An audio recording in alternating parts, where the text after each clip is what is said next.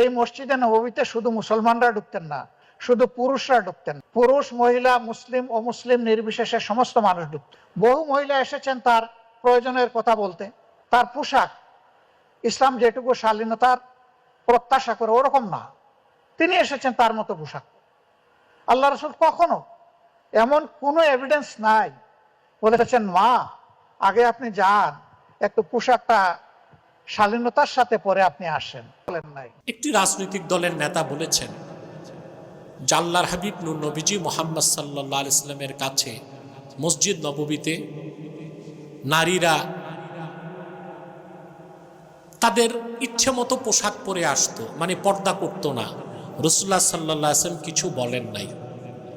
আসলে কথাটি লোকটি বলতে পারে নাই, এখানে ব্যাখ্যা আছে। ব্যাখ্যাটা হচ্ছে আয়াতুল হিজাব, হেজাবকে আল্লাহ যে ফরজ করছেন, জিলবাবকে ফরজ করছেন, জিলবাব বোরখা পরি যে জন্য, কথা বুঝে না। এই আয়াত নাজিলের আগে তো মক্কা মুকাররমায় মদিনা মুনাওয়ারায় কোনো মুসলিম নারীও পর্দা করতো না, কারণ তখন তো হুকুমটাই নাজিল হয় নাই।